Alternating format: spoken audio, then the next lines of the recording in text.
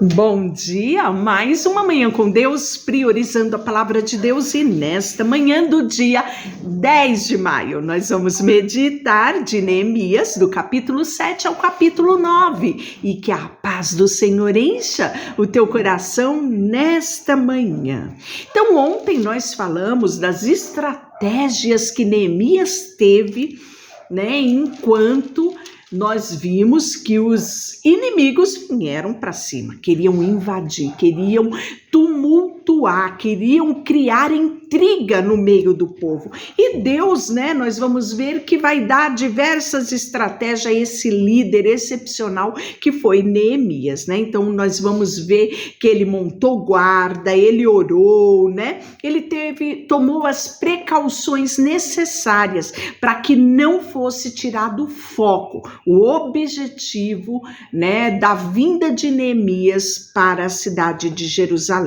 E ele vai nos mostrar, como conduzir o povo ao arrependimento, confessando, fazendo a reparação dos muros. Ele mostrou muita determinação. A gente viu isso no capítulo 6, diante de tanto estresse, causado ali pelos inimigos.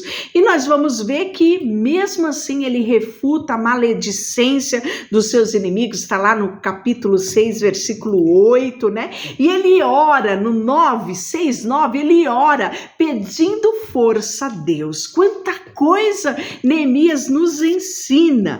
E ele foi um modelo, de retidão, ele não perdeu o foco, ele recebeu discernimento de Deus, de como ele deveria agir. Ele pediu que Deus se lembrasse dos inimigos, Ele vai tomar providência agora, no capítulo 7, para proteger as portas, já que todos os muros estavam edificados. Então, no capítulo 7, ora mais uma vez, reedificado o muro e assentado as portas, estabelecido porteiros, cantores e levitas, eu nomeei Anani. Anani era irmão dele. E Ananias, maioral do castelo sobre Jerusalém. Ananias era homem fiel e temente a Deus mais do que muitos outros. E lhe disse: não se abra as portas de Jerusalém, até que o sol se aqueça.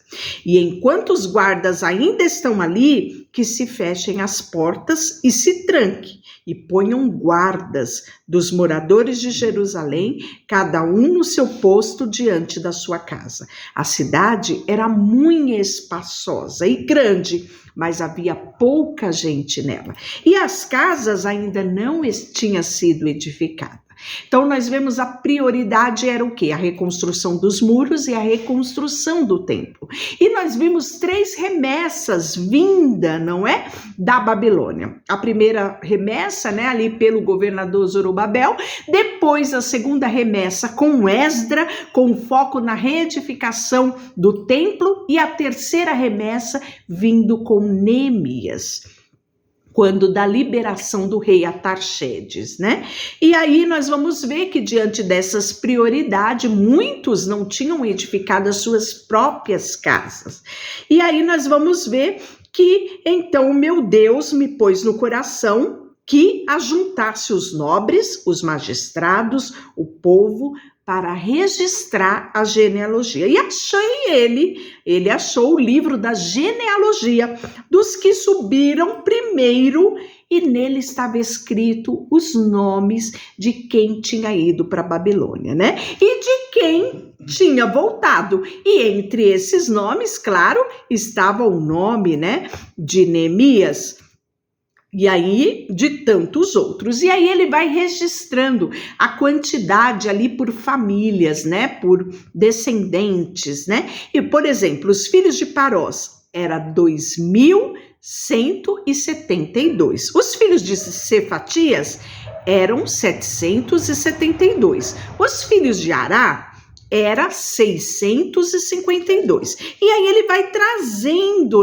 cada geração com os respectivos números de pessoas que foram para a Babilônia e que voltaram. E a lista é bem extensa, Nós vamos ver também os levitas, está no 43, versículo 43, os filhos de Jesua, de Cadmiel e os filhos de Odeva, 74. Os cantores, que eram os filhos de Asaf, 148. Os porteiros, filhos de Salum, os filhos de Ater e os filhos de Talmon, filhos de Acube, os filhos de Atita e os filhos de Sobai, 138. Aí ele vai falar também a quantidade dos servidores do templo, né? Então, em cada ofício, ele vai trazendo detalhes, né? Da quantidade de homens, dos sacerdotes, ele também vai trazer no versículo 63.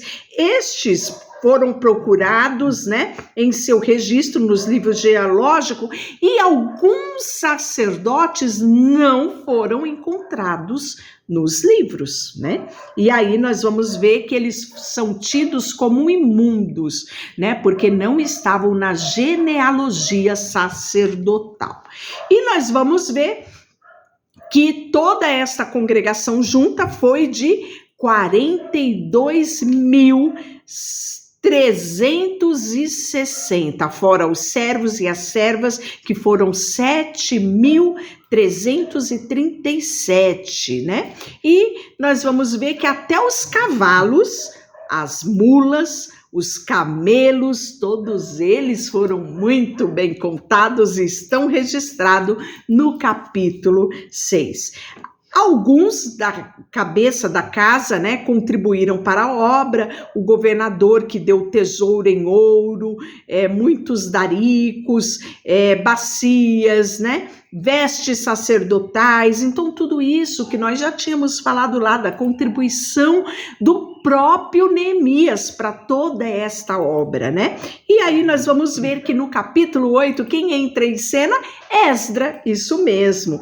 Esdra vai ter a função aqui de ler o livro da lei para o povo. E chegando ao 7º mês, estando os filhos de Israel nas suas cidades, todo o povo se ajuntou, como um só homem na praça, diante da porta das águas, e disseram a Esdra, escriba, que trouxesse o livro da lei de Moisés, que o Senhor tinha prescrito a Israel. E Esdra, o sacerdote, trouxe a lei perante a congregação, tanto de homens quanto de mulheres e de todos que eram capazes de entender o que ouvia. E era o primeiro dia do 7º mês. E leu o livro diante da praça, de frente da porta das águas, desde a alva até o meio-dia. Olha só. A alva é quando desponta o amanhecer, né? Quando amanhece. Desde cedo esse povo estava ouvindo a lei do Senhor e isso perdurou até o meio-dia. Era homens, mulheres, todos aqueles que podiam entender, todos o povo tinha os ouvidos atentos à lei de Deus, né? Esdra, o escriba, estava num púlpito de madeira que fizeram para aquele fim. Estava em pé junto ele, à sua direita, Matitias, Sema, Ananias, ou seja, né, outros homens, anciões ali de Israel. Esdra abriu o livro à vista de todo o povo, porque estava acima dele, né, num púlpito, e abrindo, todo o povo se pôs de pé. Esdra bendisse ao Senhor, o grande Deus, e todo o povo respondeu, amém, amém. E levantando-se as mãos, inclinaram-se e adoraram ao Senhor com o rosto em terra. E aí nós vamos ver que Neemias, que era o governador, e Esdra, o sacerdote, o escriba, está lá no versículo 9 do capítulo 8. Os levitas que ensinavam todo o povo, e eles disseram, este é o dia consagrado ao Senhor vosso Deus, pelo que não pranteeis e nem choreis, porque todo o povo chorava, ouvindo o livro da lei. Disse-lhe mais, ide, comei carnes gordas, tomai bebidas doces, enviai porção ao que não tem nada preparado para si, porque este é o dia consagrado ao nosso Senhor, porque não vos entristeçais, porque a alegria do Senhor é a vossa força, né? Então, possivelmente, quando eles começaram a ler, ouvir o livro da lei, foi uma emoção muito grande, porque eles estavam de volta, eles tinham sido livres do cativeiro, eles tiveram a esperança recobrada, ele estava no solo, eles estavam em Jerusalém, eles estavam de volta à sua terra, né? Então eles foram tomados por muita emoção, por muito choro, porque aquela lei lembrava eles que eles tinham sido infiéis para com Deus, né? E aí foi necessário dizer, olha, hoje não é dia de lamento, hoje não é dia de tristeza, hoje é dia de celebração, né?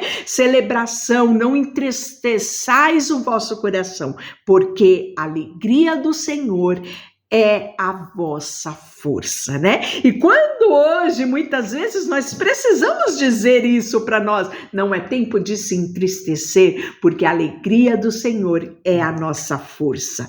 Os levitas fizeram calar todo o povo, dizendo, calai-vos, porque este dia é santo, e não estejais triste, contristado. Então todo o povo se foi a comer, a beber, enviar porções aos necessitados, regozijaram-se grandemente, porque tinham entendido as palavras que lhe foram explicadas. E aí nós vamos ter a celebração da festa dos tabernáculos, que é uma festa muito importante, né? Estatuto perpétuo, Deus determinou sobre o povo. E aí o capítulo 9 vai ser o capítulo aonde eles vão ser levados ao arrependimento e à confissão de pecados. No dia 24 desse mês, se ajuntaram os filhos de Israel com jejum, pano de saco, que traziam terra sobre si. E os da linhagem de Israel se apartaram de todos os estrangeiros, puseram-se em pé e fizeram confissão dos seus pecados e a iniquidade dos seus pais. Levantando-se do seu lugar, leram o livro da lei do Senhor seu Deus, uma quarta parte do dia. Em outra quarta parte, eles fizeram confissão e adoraram ao Senhor seu Deus, né? E aí os levitas, né? Falam o nome deles aqui no versículo 5, eles disseram, levantai-vos e bendizei ao Senhor vosso Deus de eternidade em eternidade.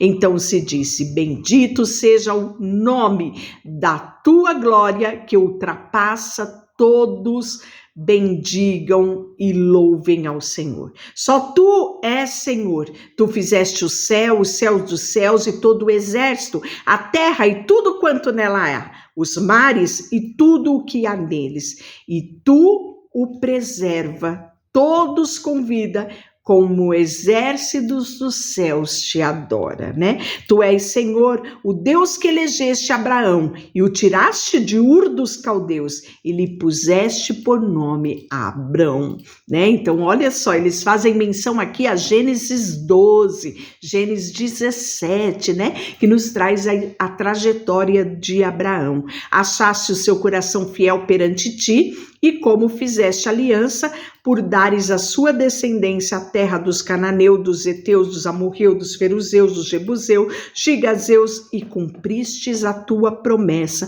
portanto és Deus justo. Viste a aflição dos nossos pais no Egito, que ouviram o clamor junto ao mar vermelho. Então aqui nós já estamos falando do Êxodo 3:7, Êxodo 14. Fizeste sinais e maravilha contra Faraó. Nós vamos falar aqui das pragas do Egito, lá em Êxodo, de 7-12. Dividiste o mar perante ele, de maneira que atravessaram em seco. Nós estamos falando de Êxodo 14, a travessia do mar vermelho, 14-15. Guiaste-os de dia com uma coluna de nuvem e de noite com uma coluna de fogo. Nós estamos falando da trajetória do deserto, né? Êxodo 13 fala a respeito disso. E aí ele vai trazendo, né? O pão do céu que nos deste, fome e água da rocha que fizeste brotar. Êxodo 16, Êxodo 17, Deuteronômio 20. Então ele vai trazendo toda a lembrança do povo, da trajetória deles, né?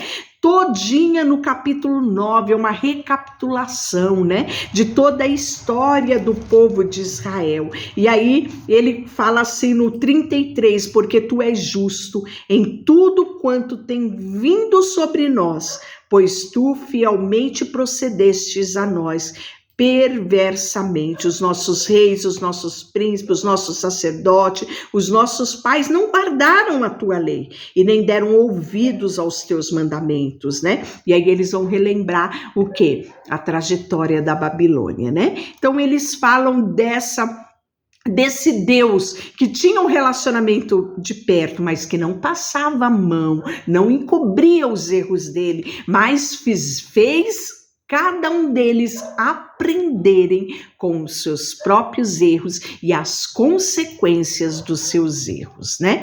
E aí nós vamos ver a aliança do povo sobre guardar a lei, ao finalzinho do capítulo 9. Por causa de tudo isso, estabelecemos aliança fiel e o escrevemos e selamos com os nossos príncipes, os nossos levitas e os nossos sacerdotes, né? Amanhã nós continuaremos no capítulo 10. Deixa eu orar por você. Senhor, nesta manhã, colocamos diante de Ti o nosso coração.